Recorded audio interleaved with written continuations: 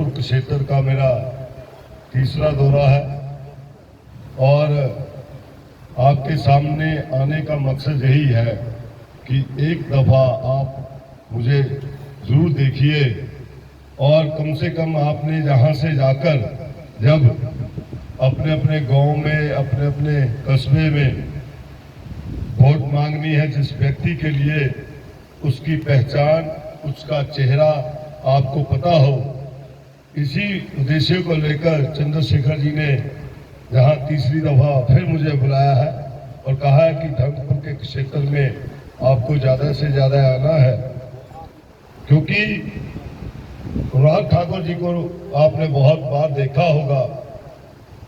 मुझे नहीं पता कि क्षेत्र में वो कितनी दफा आते हैं कितनी दफा नहीं आते। 4 दफा के वो सांसद रहे हैं, लेकिन देखा जरूर होगा उनको आपने, क्योंकि मैंने भी उनको देखा हमेशा टीवी पे।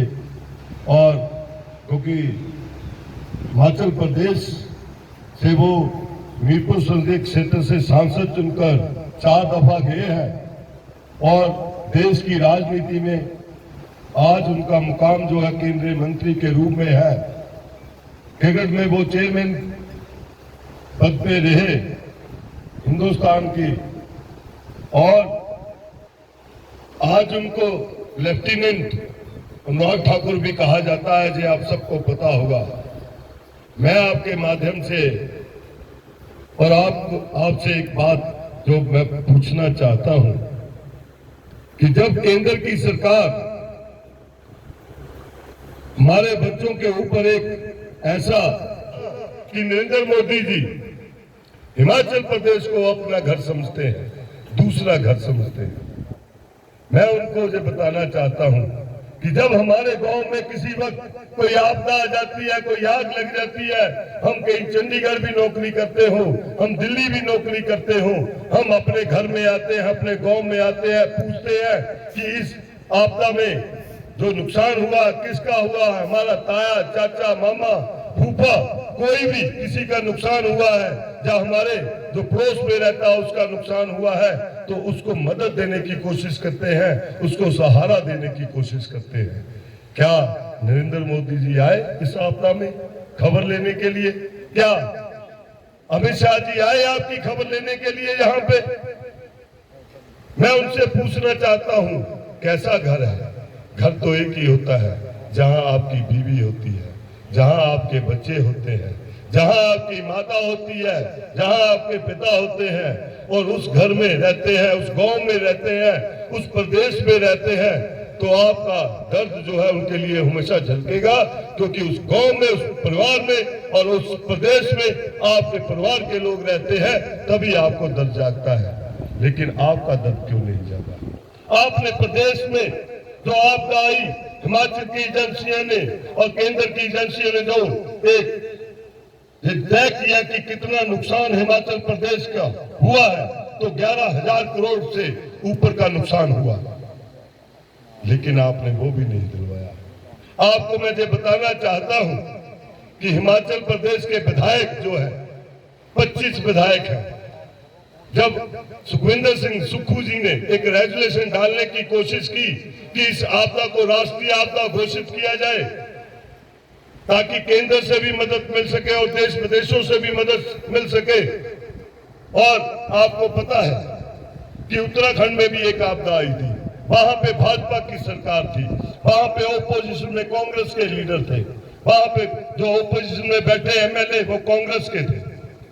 जब वहां पे रेजुलेशन डाला था तो कांग्रेस के विधायकों ने वहां पे सिग्नेचर किए थे, तो वहां पे राष्ट्रीय आपदा को घोषित हुआ और 50,000 करोड़ से उत्तराखंड को जो सेंटर से मदद मिली, उसके बाद देश विदेशों से जो विदेशी लोग आए और उन्होंने भी वहां पे देश विदेशों से आके उनकी जो राष्ट्रीय आपदा में उनकी मदद की, और आज उत्तराखंड का स्ट्रक्चर जो है वो पूरी तरह से तैयार हो रहा है। लेकिन आपने हिमाचल के लिए क्या किया? आपने हिमाचल की जनता के लिए क्या किया? आप उनके सुख दुख में नहीं खड़े, आप उनको पैसा दिलवाने के लिए नहीं खड़े।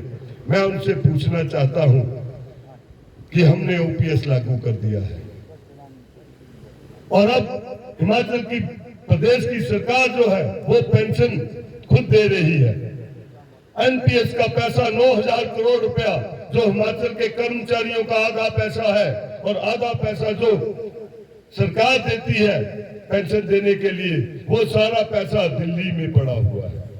आपने एक बार भी उस पैसे को वापस लेने की बात नहीं करी। आपने एक बार भी नहीं कहा कि वो पैसा हिमाचल का है, हिमाचल को आना चाहिए।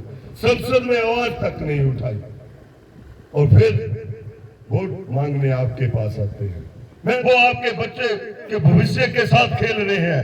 दूसरी तरफ सुखविंदर सिंह सुक्खू जी, जिनकी सोच ये है कि जब उन्होंने पहली दफा प्रदेश के मुख्यमंत्री बनने का गौरव प्राप्त हुआ, शपथ ली, कुर्सी पर नहीं बैठे और मंदिर जाकर मत्था टेका और प्रदेश के 4,500 से ज्यादा बच्चे जो अनाथ थे, उसी दिन उन्होंने ये डिक्लेयर किया कि मेरे प्रदेश का कोई बच्चा अनाथ नहीं रहेगा, उनकी माई बाप जो है वो सरकार बनेगी। एक तरफ ऐसी सरकार है, एक तरफ हिमाचल के बच्चों का दुख दर्द समझने वाले सुखविंदर सिंह सुक्खू जी है, दूसरी तरफ 4 दफा जिनको आपने जिताकर भेजा है 20-20 हजार की लीड से।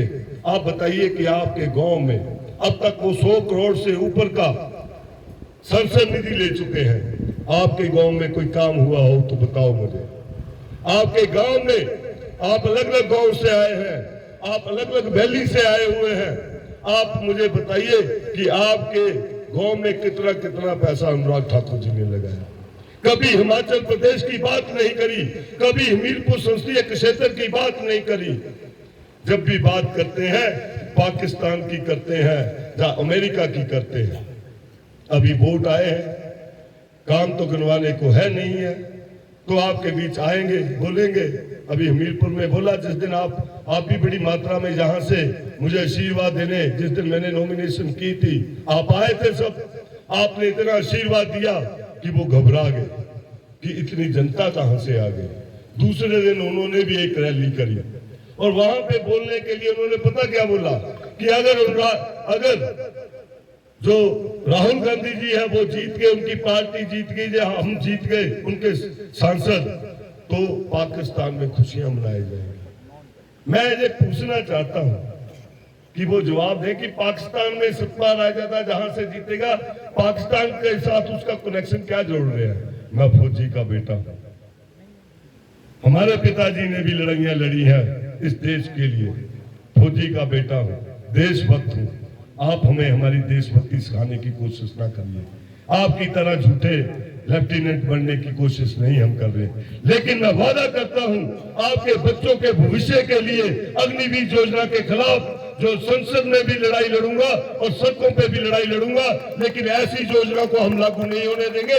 ऐसी योजनाओं का हम विरोध करेंगे क्योंकि हमने आपसे वोटें ली होंगी। हमारी जवाबदेही आपके लिए है, आपके लिए है और हमारी हमीरपुर संसदीय क्षेत्र के लिए है। जब वोटें आपसे ली है तो बात भी आपकी करनी चाहिए। बात बाहर की, जब देश विदेशों की, जहाँ गांधी फैमिली को कोसने की, जहाँ मैं मोदी जी को कोसने की करूं, तो मेरे लिए ये शोभा नहीं देता है। मेरा धर्म तो एक ही होगा कि हमीरपुर संसदीय क्षेत्र में 17 विधानसभा क्षेत्र आते हैं। किसी भी क्षेत्र में कोई आपदा आ जाए, किसी भी क्षेत्र की कोई भी बात हो, उसको संसद में उठाना मेरा धर्म होगा। यही मैं आपसे बोलूंगा और मैं आपसे ये वादा करूंगा कि हिमाचल प्रदेश की हितों की रक्षा भी करूंगा, आपकी लड़ाई भी लड़ूंगा, आपके हितों की रक्षा भी करूंगा और अपने आने वाले जो बच्चे हैं उनके भविष्य को देखते हुए जो भी योजना हम लेकर आएंगे, उन बच्चों को भविष्य को देखते हुए लेके आएंगे। ज्यादा नहीं कहूंगा, बाकी मेरे भाई बोलेंगे क्योंकि पहाड़ी में बोलते हैं और आपका उनसे रास्ता भी बड़े अच्छे तरीके से होता है। मैं तो आपके आगे वोट मांगने आया हूं और ये भी आपको वादा करता हूं कि जब आप मुझे संसद बनाकर भेजेंगे, आपकी लड़ाई लड़ने के लिए सिर्फ एक व्यक्ति नहीं होगा, इनके साथ दूसरा व्यक्ति भी आपके साथ खड़ा नजर आएगा, क्योंकि तब मेरी भी कॉन्स्टिट्यूंसी होगी, आपने मुझे भी वोटें डाली होगी। इस तरीके से मिलकर दो भाई काम करेंगे आपके लिए। मैं आपसे ये वादा करना चाहता हूं कि आप एक दफा मुझ पर भी विश्वास करके देखिए। आपने एक बार नहीं, दो बार नहीं, तीन बार नहीं, चार चार दफा आपने अनुराग ठाकुर को जहां से जिताकर भेजा। ऊना से तो बहुत लीड लेकर आऊंगा, डरता हूं कहीं वो लीड आप ना खत्म कर दें जैसे हमेशा आप कर देते हैं। तो एक बार आप मुझ पर भी भरोसा करिए, एक दफा मुझे भी आजमा कर देखिए। मेरा एक मैं आपसे बात कहूंगा कि आपने अगर भरोसा किया होगा, आपने मुझे वोट डाली होगी, ना तो आपके कभी सिर झुकने दूंगा, ना आपके हितों से कभी किसी को खेलने दूंगा। यही बात करते हुए मैं आप सबका धन्यवाद करना चाहता हूं। जय हिंद, जय भारत।